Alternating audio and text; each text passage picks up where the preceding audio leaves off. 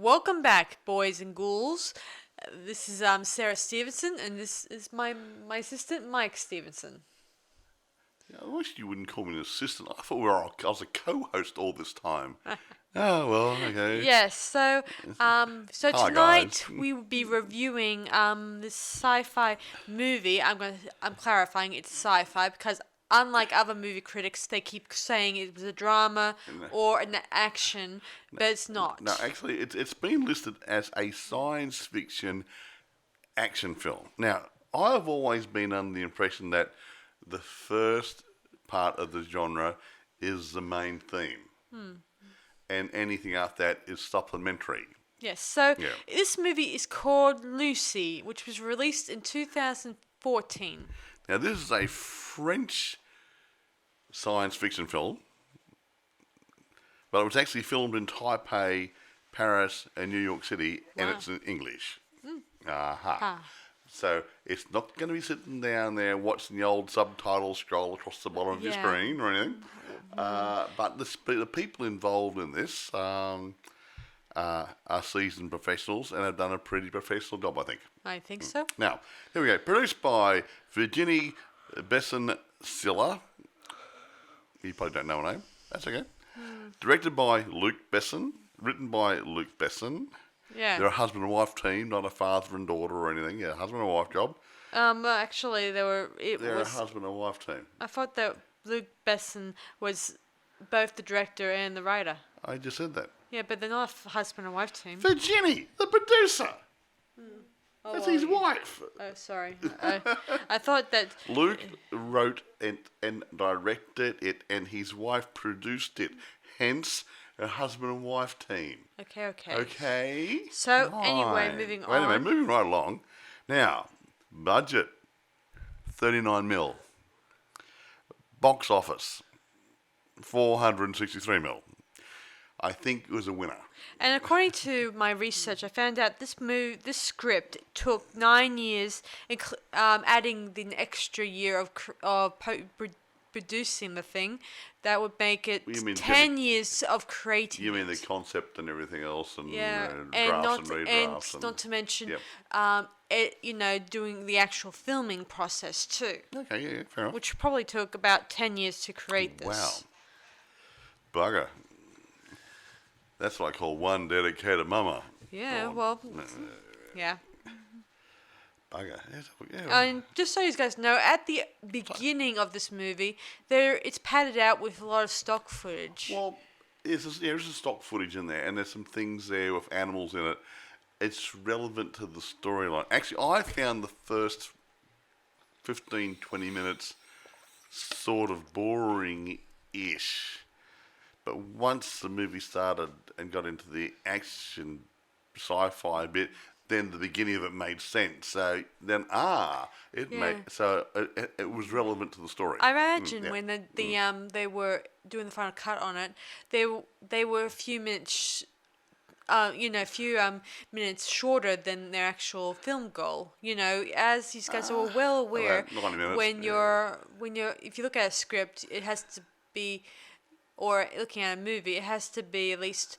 About an hour and a half. An hour and a half to reach its filming goal. To be a good feature length, yeah. Anyway, so they were adding the padded scenes out for particular reasons. I like to think they're actually adding it for audio-visual effect to help carry the story, because the early part was about life and changes and development and a bit of evolution and different things. Of course, most people didn't. I imagine some of the critiques were.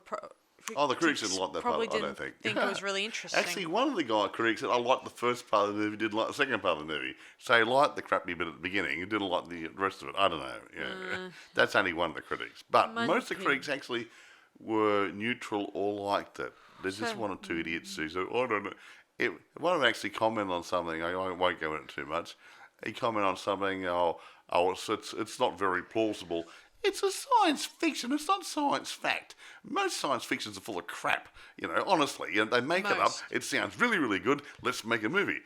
Moving on. Who stars in it and all that, Mike? Now here we go. One of my favourite lady actors at the moment, Scarlett Johansson, she plays the female lead. She starts off as a average sort of girl, student type, studying, hoping to do whatever. And she's got a crappy boyfriend who's into, who knows, nefarious conduct. Or jobs. Well, nefarious conduct. Yeah, he does things, so jobs, whatever. And anyway, he talks her into delivering a bag to this office block, and unbeknownst to her, it's got some new designer drug stuff inside it, and she gets dragged into being a mule to take this from, I think, Taipei to Europe. Moving on. Who else stars in this? I'm just saying. So she gets sucked into it. She becomes the main focus of the movie. Now, Morgan Freeman, he plays a doctor. A professor. Professor, sorry, my mistake. Correction. His name's Professor Samuel Norman. I won't say too much about him, but he is contacted by Scarlett Johansson's person, Lucy Miller, sometime during the movie because he needs his help. And there's a guy called Amir, I don't know, it's A-M-R, Amir, I don't know, whatever. Amir Waked, he plays Pierre Del Rio, he's a police captain, police captain who... I just think of him as just a detective. He's a police guy, but he's a captain. He's in charge of the other guys. No, he's not in charge of everyone. He's just a detective. He wasn't. It says so in my notes. He's a captain, so he can tell the other guys what to do. It just doesn't seem to be right. I mean, well, that's what it says in the notes. Because if he's the police guy, arguing again. He would normally just stay in front of his desk and let everyone else do their own jobs. Well, how come he told the other guys to do stuff? Yes, but if that's the case, why is he wandering around doing things while when he should be actually at the office, keeping tabs on everything else? When major jobs, go out and actually do things as well. Well, okay? I think someone in Wikipedia written the details down wrong. Irrespective. I think he's just. He's just a detective mostly. A captain of detectives. There we go. Now, okay, and he helps Scarlett Johansson's role, Lucy Miller, during the film to achieve her goals. How's that? Now, I'm not going to say too much more because Sarah's going to tell you the story, and I'll add a few bits here and there, but she's a good storyteller, and I'm really sitting here waiting for her rendition, is that a word? Yeah, so the story starts off with Lucy gets dragged in by her boyfriend to deliver this very big suitcase that's a silver suitcase, not your ordinary suitcase, and he claims there's paperwork inside it, but it's actually a big load of lies. Weird. Anyway, a drug of some description. Yeah, and to make it worse, he handcuffs her wrist to the actual suitcase, and sends her making it very serious. So she couldn't actually get rid of it and carry it back to him. Yeah. Good move. Yeah, she then tries to... she then approaches the hotel desk, tells them that she's looking for someone, and she doesn't want to reveal her name because she's scared, and then eventually some evil thugs appear and they shoot her boyfriend and take her and the suitcase up to a suite upstairs. Where their boss? Yes, his boss. I mean, he demands that she open the suitcase. Yada yada. And everyone went out in the room once did it because they thought it might be an explosive in it. Yeah, they don't trust her boyfriend very much. They think he probably scammed them and probably set them up. Yeah, maybe. Anyway. Eventually, she opens the suitcase and there's some bluish purpley powder inside there, and it looks gross looking. Anyway, they then bring in another druggie to test the stuff out. Yeah, but gave him a little bit. A little bit, like a teeny weeny, a small, just one. He snorted some of his blue stuff up his nose. He went crazy and snuffed it, didn't he? Yeah, actually, it's the other way around. He sniffs it. He gets over. Excited, and when he's overdone his usefulness, the head guy shoots him. So he stuffed it. Well, it's not like the other way around where he didn't die from the drugs. Okay, he's dead on the floor. Okay. So anyway, the head drug cartel guy tells Lucy he wants her for a job. But Lucy doesn't want the job. But then she gets knocked out, and then a few minutes later, or hours later, she's out. She's in a bed, and she notices that her stomach is kind of It's been cut open. been cut open And stitched up. And she and a few other drug mules. Another three I think people. 3 other people. They're assigned to go all to different parts of the world to And deliver these drugs. And the drugs have been sewn inside their body. Yeah. Hey, that's a really hard cavity search. Hey, guys. Yeah. So they get some sacks over their heads, and then they head out to gosh knows where. Of course, along the long way, Lucy's placed inside a I don't know, a mysterious room. I don't know where, and one of the guys tries to sexually assault her, but unfortunately she's not having it. I don't know whether she's actually been. She got to the other end. No, I don't think she did. I don't know. I got confused there. I think the guys, it's late. They probably thought, we'll do it in the morning. We'll dump her downstairs. Yeah, we'll dump her downstairs, chain her up, and wait until next light to take her to her final destination. So anyway, these guys try to rape her. Carry on. One of the guys, who doesn't reject her, hates her refusal, decides to kick her in the stomach. And that's where the stitches were. Yeah, one of the guys who's a bit more observant realizes that this is where the drugs are stored. If that breaks, then they'll lose the drugs. They'll lose the drugs, and they lose their jobs. Yeah, probably. So he drags them out, and while this is happening, the actual plastic seal on the bag is broken and starts spilling into her inside her body. Now, this is the important part. Now, this is a really weird drug. A little bit of it's just like having a really bad trip, or good trip, in whatever. this case, it's kind of really sending her on a trip, making all her organs going affected. I was going to explain that in words that you can't explain easily. Okay, go on. An overdose, this will actually change your body's chemistry, and she starts to develop in a very short period of time telepathy, telekinesis, mental time travel, and the ability not to feel pain, and other good groovy things like that. And also, I think a strength increase as well. Yeah. So she eventually escapes, and she goes to the hospital, and there she demands the doctor to remove the plastic bag. Yeah, because obviously it's going to too fast will probably kill her. Yeah, and she takes borrows a phone from the doctor while he's stitching her, and she talks to her mum and says things like not too many people would know about. Yeah.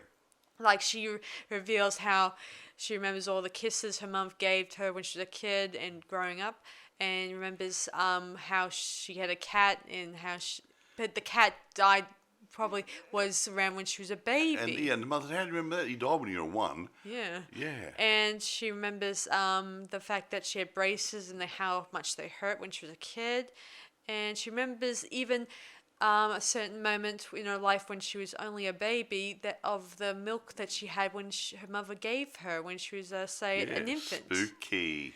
And she says her final goodbyes to her mum, and she realizes what she must need to do. She must find the rest of these packets and try to stop these guys from sending it all over the place. Now, I've got a funny feeling at this point she knows, because I think her intellect is growing as well, because she seems to be soaking up knowledge and information, and her brain's really sharp, and I think she's evaluated the situation. Another thing I should mention, her emotions are dropping off. She's more, that logic part of her brain is now more taking control. Over the emotional side. Meaning her emotions are no longer, like she doesn't feel fear or worrying what's going to happen to her. She just knows that she has to do this or all the same. Just nothing holding her back. Yeah. Now, actually, before we go on, the chemical they've been talking about is something called CPH4.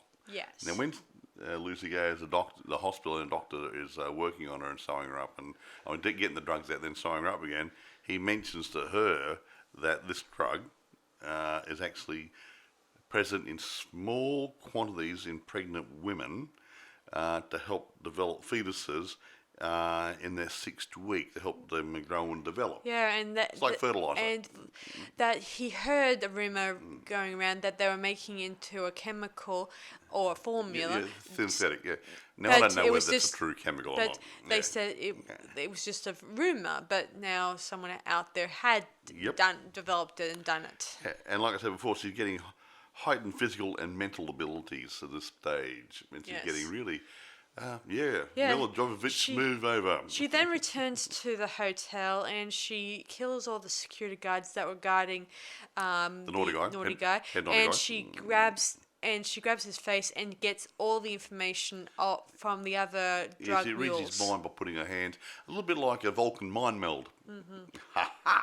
Yeah, she gets the information. One's going to Berlin, one's going to Rome, and one's going to Paris. Yeah, and she finds out where they're going to, and she traces them, and that's the whole part of the movie, actually, isn't Yeah. it? Yeah. So she then heads off and she heads back to her friend's apartment and her friend's like, oh, chitty chatty. He gives a hug, yeah, yeah. Yeah, and she notices right away her friend is Ill? not very badly ill, just unnotices. Yeah, in her mind, she does a diagnostic on her friend, and she writes down what she needs to do, and says, "You got a liver problem, blah blah blah blah blah, And you kidney problem and a kidney too. problem. You need to go on a vegan diet or something, or something or other, get some exercise and see a doctor." Yeah. Along the way, she borrows her friend's her laptop and starts looking up everything she needs to know, and she even contacts. When she was looking up stuff, she even found out the professor we mentioned. Yeah, Morgan Freeman's role. Yeah, Professor Norman. Yeah. And she contacted him through much stronger than telepathy, but she contacted him through his television and his phone. At the same time. Yeah. So she had a video. He didn't start off on the phone, and then she appeared on his television talking to him, and that sort of convinced him that yes, she was talking the truth At first about her increased mind powers. At first he thinks that she was just a prankster or something. Yeah. But when she appeared on the television screen talking to him, and he says, would you be available to sit down and talk with me about this sort of thing at my Yeah. hotel? And then he changes it to his a laboratory or a university with some other colleagues Yeah. eventually, much later on. yeah, that's a funny part. That So eventually, she agrees to this, wanting to share this information with someone who may help her. So anyway, moving back along, she then heads off, and she even contacts the policeman we mentioned, Pierre, and Pierre Del Rio. What a wonderful name. and she tells him about the free drug mules and told him to try to find them, and which they did. And she sort of convinced him to say, blah blah blah blah. Pick up the red pen next to you there, sitting next to your phone or something or other. Well, he said some things that she couldn't possibly know. And she even tells him, I'm not looking at cameras at the moment. I just know that you're in a room with some of your colleagues doing this sort of thing. So just sit down, write down all this information, and start collecting these drug mules. Yeah, and then she joins him later on. Yeah, eventually she gets onto a plane. She has 2 laptops in her lap, and while she's tapping away, she then notices her skin acting funny. Now, I'm going to... You missed the part here. Okay, go on. See, yeah, she's working on laptops, and then the stewardess brings her a glass of champagne or a glass of wine. Mm-hmm. Champagne it was. When she has a sip of that, the alcohol is the thing which makes her start to change. It's a chemical imbalance. Oh, I see. I see. And that's why her skin started going funny and sort of flaky and stuff, and so I'm falling apart. Yeah, so she quickly ducks into alcohol's not very good for you. Yeah, she quickly ducks into the airplane's bathroom, and she gobbles up the remaining of the powder stuff so that she won't dissolve. Yeah, and it actually worked. Yeah, and then we see her much later in the hospital. I think in Paris. Yeah. Yes, because that's Yeah. about this Yeah. is the Del Rio guy. And Was, yeah. when she wakes up and the nurses and doctors see her, I think they probably either thought she was dead or something. I can't really. But she gets up and walks out of a Yeah, room. Yeah. she eventually sees Pierre, the police inspector guy, and him and a number of guys. They try to say, "Stop there, or we'll shoot." Yada yada. But she knocks out everyone Yeah, except she him. just moves her hand, and all the people in the corridor, apart from this Pierre Del Rio guy, fall to the floor. Yeah, and she and him they head down to the hospital where their doctors are removing the packets from the drug mules. Unfortunately, the bad guys got wind of where the drug mules were, and they killed both the policemen, and they tried to get the samples of the drugs. Yeah.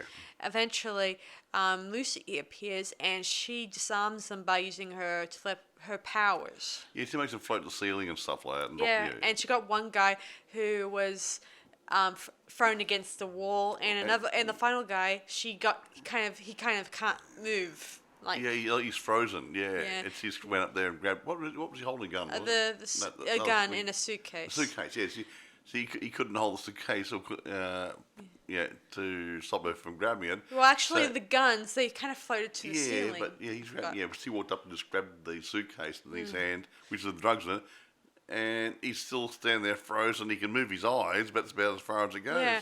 Eventually, one of the drug mules tried to escape being opened up, And he got shot. And she then uses her hands and pries apart his organs to get to the blue powder. And so she puts it in the suitcase, and as they're leaving, Pierre asks Lucy, "I'm not sure what good use I'd be, you know." But she needed him. Yeah, and to prove that, she kisses him. Yeah.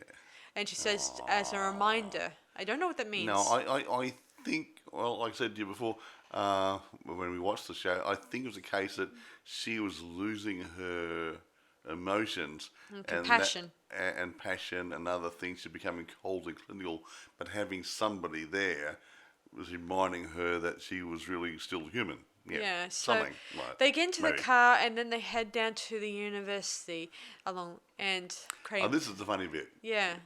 She phones this professor, Norm, saying, I'm in the area, blah, blah. And he says, I'm not at my motel, I'm at the university, and blah, blah. And then she walks through the door while he's still on the phone. Yeah. So she's tracking there even before. And he had no idea. And he's brought along his colleagues who are professionals in their fields. Yeah. And one of the guys who wanted to see if she was legit asked her, "Could you show us something?" And she reveals about some past history about his daughter who was killed in a car crash. And describe the car or something inside the car as well and different things. And it kind of really shakes the poor man up. Yeah, it was. It's shock, horror. Woo.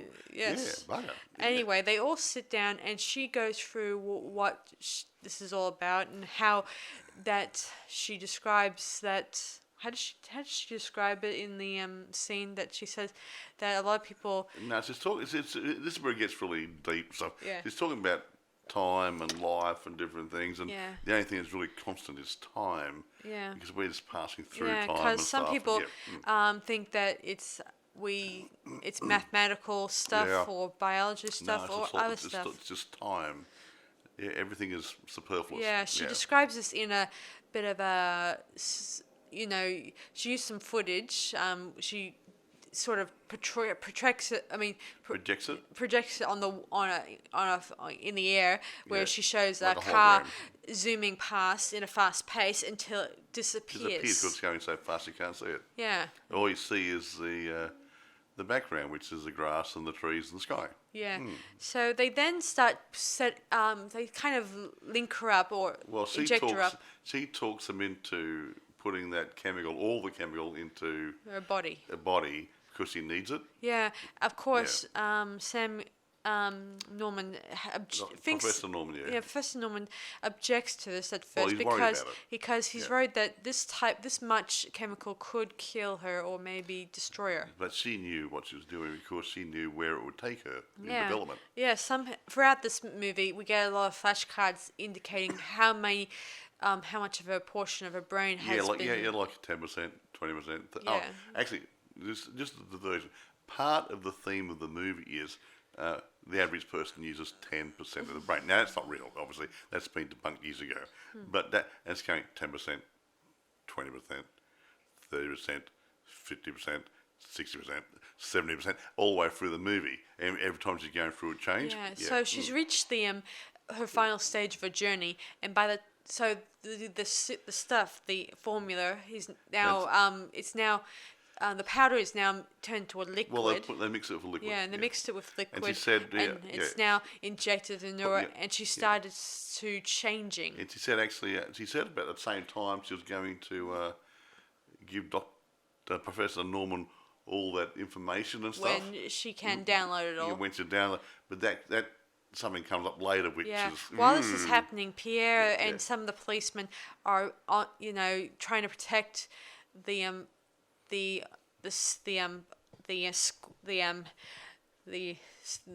university. They're being under siege by the mafia guys, so it's up to them to hold them off until she completes her mission.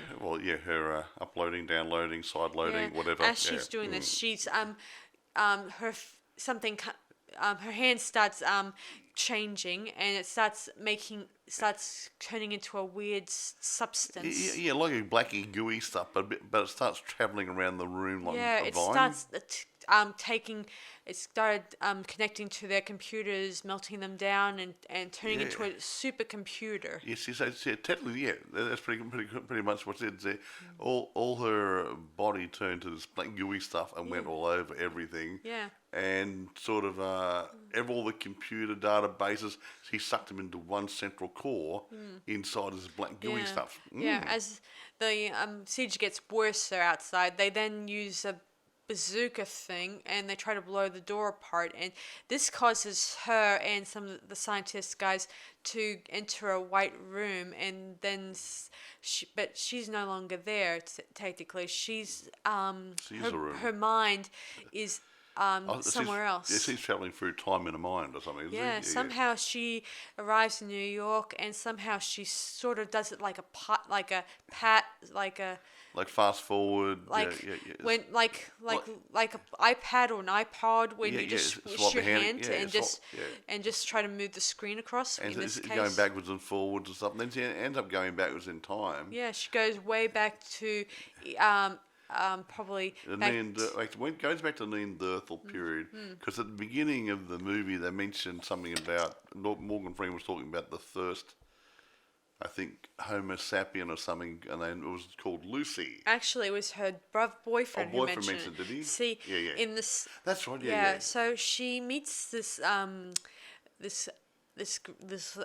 undeveloped gorilla, and it's named Lucy, and she touches fingers with it. And one starts to think that might have been the spark of intelligence that needed to to morph into the next generation from its perspective. Me and Mike were talking about how we may have been evolved as gorillas or monkeys, and a lot of people think that how's that possible because most other gorillas have still remained. Still here, yeah.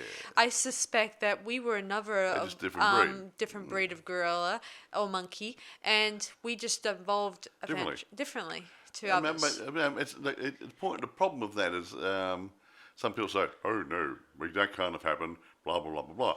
Well, you look at it. They've got all this. They dig up the remains of Neanderthal people, and they're like us, but they're not totally like us. They're going through a physical change, the bone structures and whatever, and the brain sizes. So something was happening back then. Yeah. Yeah.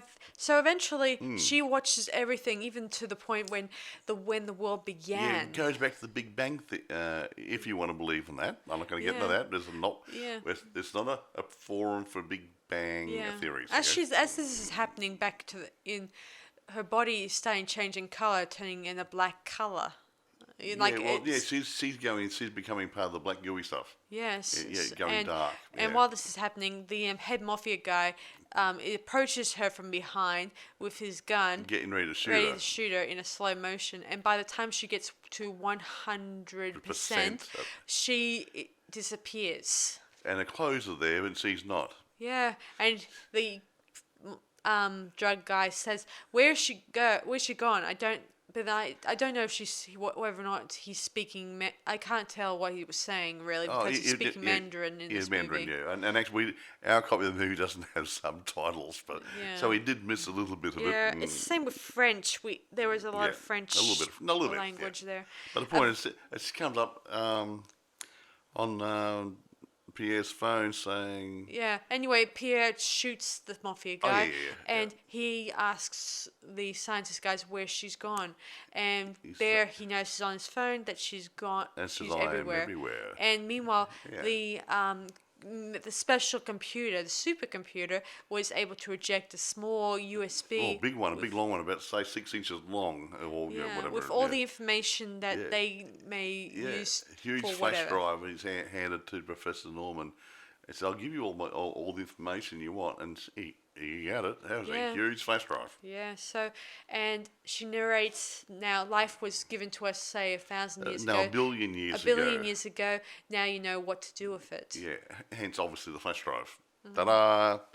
The end, as I said. Now, I'm not going to talk too much about too many things. Yeah, there's so much stuff in this movie. movie. I mean, there's lots you can go on and on and on and on and on. Like I said earlier, it's a sci-fi first, action later. Yeah, there's a bit of action in it. It's not an action sci-fi. And it's not a drama either. It's not a drama. It's sort of, it fits in that nice little niche. I mean, you look at sci-fi as a movie about science fiction. It doesn't say whether it's a sci-fi romance or an action or an adventure. It's So this one's got a bit of action thrown in. Yeah, the drug cartel. Another thing interesting about this movie is that The Matrix, that was done in 1999, and the Total Recall, that was done in 2012, was considered the influences behind this movie. Could have had. Yeah. I mean, everyone gets inspiration from something. True. Anyway, as I was saying before, and going back to the bit where she touches fingers with that monkey in that scene. Yeah. It's just so you guys know, in that scene, it was taken from Adam reaching out to touch the hand of God, the creation by Michelangelo. Yeah, God and Adam, to the first man or something. On the ceiling of the Sistine Chapel in Rome. Well, we've seen that. So this was taken from that particular artwork that we're all familiar with. Only a little bit more modern, obviously. So there's a lot of reference points. I mean, the guy, Besson, who wrote it and directed it, he intended the first part of Lucy to be like Leon the Professional, which he also wrote and directed, I believe. And the second part to be like Inception, which I think Inception was that Leonardo DiCaprio. I can't remember. Okay, whatever. And the third part was to be like a bit like 2001: Space Odyssey.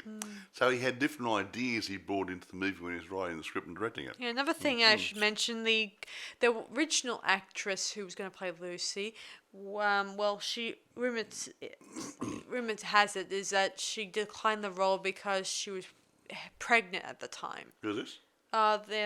The other actress who was going to play Lucy, but she Mila Jovovich, was she? Yeah, she was going to do it, but she would have been good. She was pregnant. Yeah, I'm not knocking Scarlett, but Mila, she was in Resident Evil and other good movies, and The Fifth Element. Yeah, she is an action hero, sort of female. So she would have been ideal for this role too. But I think Scarlett gave it a good go. Yeah. Anyway, I understand that. But I think who was it? Not Halle Berry.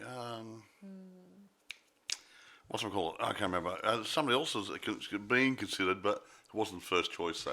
What was she? Crikey, was it? I'm just trying to remember. Some other female. I have a memory block today. Has that a lot lately. I do. I'm just tired all the time at the moment. Anyway, doesn't matter. It'll come to me later on. Angelina Jolie, I think. Oh, her. Yeah, I think she was going to be. Well, she was in Tomb Raider and stuff. I remember. Yeah, so she was another action hero type person. Both Angela and Mila and Mila Jovovich. Yeah. Yeah, they've both been action hero types. But they got Scarlett, because Scarlett had to sing, I think, which impressed the Besson guys, the Luke Besson. and I sees the girl, But sees I'm one. kind of glad it wasn't Angela Joel because, to be honest, it may not have suited her, and who knows? Well, yeah, who knows? Yeah. It may have. She had another role on at the time. Yeah, well, who knows? But the point still remains is that, man, they have to sort of pick the right person to deliver the role, and I think he will work with Scarlett. And Morgan Freeman always plays a good role. He's been in movies like The Shawshank Redemption, where he's a criminal, but a nice criminal. And he's played God in Evan Almighty or Bruce Almighty or something. He's played lots of different roles. He was also in Batman Beginnings and the other ones. He got this presence, this voice, this character. I think he suits many roles. Yeah. Yeah. Oh, I think he was in. What was it? That movie? I'm not sure if he was in that movie. Wanted. Wanted. Yeah, about sort of some assassins who kill. Yeah, he was head one, wasn't he? So he was sending him out to kill everybody. Yeah, I think he was. Yeah. That's gone. We haven't seen that for a couple of years. Yeah. No, Man, my goodness, you got a good memory, haven't you? I'm not sure if it's him or someone No, I else think I'm it was. I thinking think of. it was. He was playing the guy saying, "Here's your job. Go and kill this person." I think he was the head guy. Yeah. I think it was. Must check that. Anyway, yeah. They did a lot of country hopping for this movie.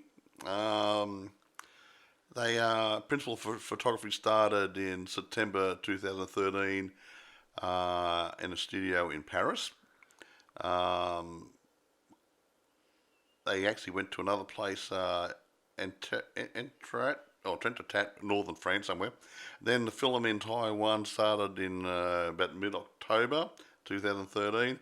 And then they went to Taipei, and like I said, these IMAX filming for some of this to get some effects happening. They did a lot of hard work to bring us to life. I gotta admit, though, it was interesting that at the end Lucy sort of became like maybe God or something. Well, no, I think she actually joined with the universe. Yeah. She became part of the universe. Yeah, she a bit. I suppose and hinted at godlike. I suppose Godlike, maybe. Because it was this is no longer part of this realm, but she was everywhere, omnipresent. But I like to think it wasn't intended to be like that. I think it was like the lawnmower man went into the computer systems. Well, he had he became he went from bioelectrical creature into an electrical creature, and she's gone into just. I gotta admit though, this creation. version whatever. is a lot more interestinger than Lawnmower Man. That was going into the internet, while this one deals with a world beyond this world. Like it's not beyond death or anything like that. It's just beyond everything. Oh, here's something. Industrial Light and Magic helped out in this movie. Ooh, nice. And the visual effects. And I said it was different. Doing these in little short scenes instead of trying to make robots work on screen and stuff. Yeah, so it's doing a real movie. Yeah, well, it is with full people instead of robots and clones. Yeah, well, it is taking place in a modern world where just modern stuff. It wasn't 1,000 shots of robots or things we typically do instead of trying in short sequences. And they had to do a little problem solving to make it work in an ordinary drama, sci-fi. Yeah. Yeah. Interesting. Oh, let's look at those reviews, I think. Oh, there's 2 minutes, goes on page after page. Well, I think you mentioned some really good ones. But I will say a couple of things. One of my favourite is Rotten Tomatoes. They go to a score of 67. Enthusiastic and silly, blah, blah, blah, blah. It powers through the movie's logic gaps with cheesy thrills plus Scarlett Johansson's charm, and mostly succeeds at it. And that's a general feeling of most of the reviewers. But a handful of them, some guys have actually gone so far as to pick on things like 10% of the rain. Oh, that's nonsense. It's a science fiction. The word is fiction. Fiction is another word for BS. Okay, make it up. Make a story around it. Like the Matrix is real. Harry Potter's real. Hello, guys. Yeah. You get a grip. These guys are idiots. They pick on little things which are strange. Yeah. It's supposed to be outside the realms of possibility. It is fiction. Yeah. But Yeah. there was a lot of stuff in it which wasn't fiction. Food for thought. Are we capable of moving on to another level over the next, say, 1,000 years or 2,000 years or whatever? Where is the limit of mankind? And that is the reality of the show. Yeah. Here's one. The film received a score of 84% on a French website called Cinema, whatever. Yeah, so different areas liked it for different reasons. Yeah. I just wish that the people take enjoyment out of it. Just... They like taking the piss out of it, that's about all. Yeah. Sorry. I don't like trolls. I hate them. Actually, I used to be a troll about the guys who write the critiques on these things. But they just speak like they're trolls. just- They never take anything. I just don't like. I that's don't. I good out don't of like it. negativity for the sake of negativity. And I got a funny feeling that these guys write negative stuff because they couldn't be bothered writing anything positive. I'm gonna pick it apart. No. I mean, if I saw a really, really, really, really, really good movie with a little bit of a lame bit in it somewhere, I wouldn't focus on the lame bit. I would focus on the good bit. Now, if I saw a really, really, really, really bad movie with a little bit of the good bit, guess what? The good bit might not save it. Yeah, well, But, yeah, so and these guys pick on the weird bits. Now, actually, no, stuff. I remember, I was talking to Sarah, I think, a couple of weeks or a month ago or whatever, when the Eagles did a song called Hotel California. yes. Some guy in the industry or not, some reviewer said, oh, they made a mistake in the song. Wine is not a spirit.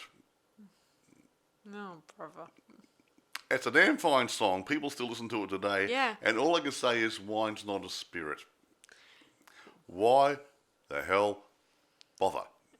What would you else call it? No, it was the rhyme of the song. I know that. And there's a lot of things in songs which don't make sense if you really listen to all the lyrics. Yeah, but well, they yeah, made it you rhyme have a and point. work in at the flow of the words. You do have a point, though. I mean, So, you know, considering that yeah. that years ago they probably would have picked apart the Queen, Bohemian Rhapsody song. Bohemian Rhapsody, yeah. Like if anyone's watched the biodrama of Freddie Mercury, Yeah, their record producer guy said, "What's this crap? Why don't you go to this song, I Love My Car?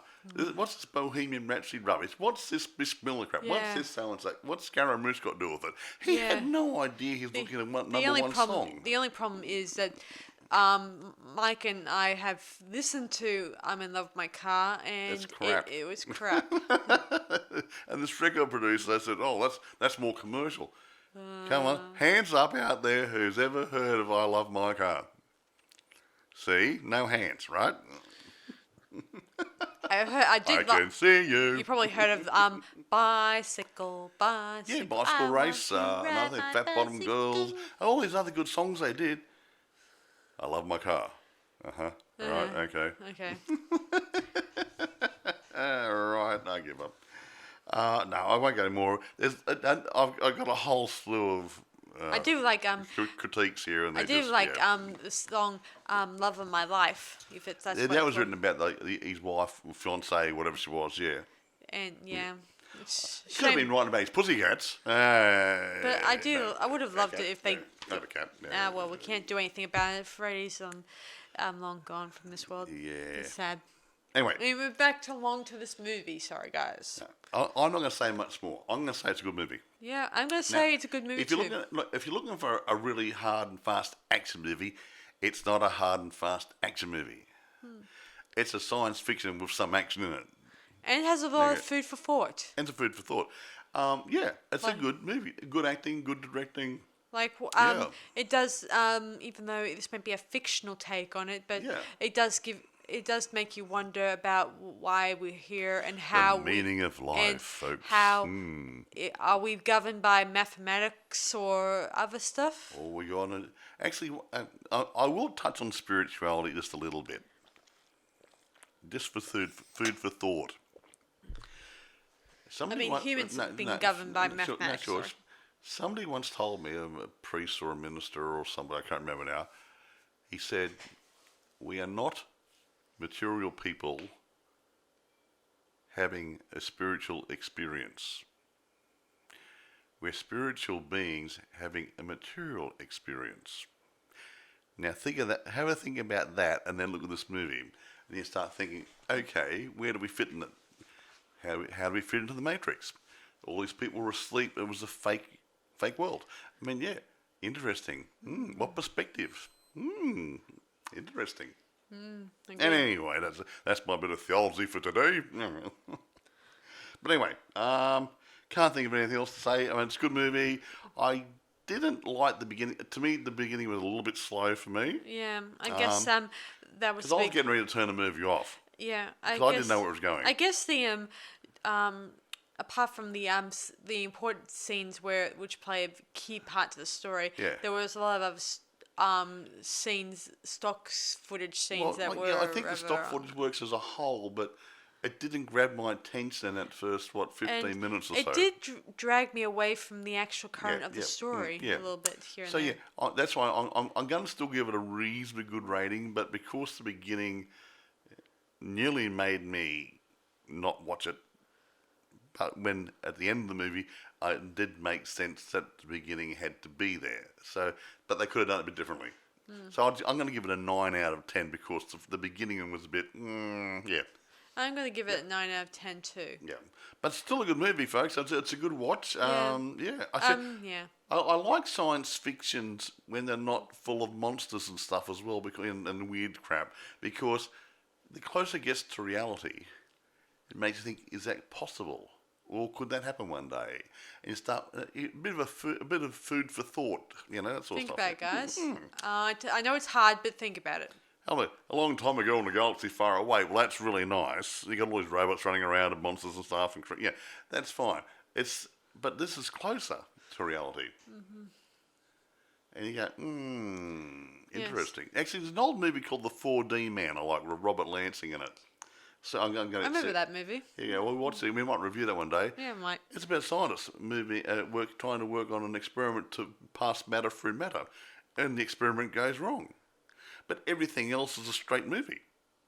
So I think, could it be possible one day? And that's what I like about those sort of science fictions. Well, I do like it, especially the ending where you see the question mark. Yes. Hint, hint. I always like that. Yeah, that sort of stuff. Anyway, I'm going to call it quits. I got nothing more to say. Yeah, and I've already said all I need to say for this one. So, this is Sarah Stephenson. And Michael. Saying we'll see you guys for the next one. Yeah, guys. Catch ya. Bye. Bye.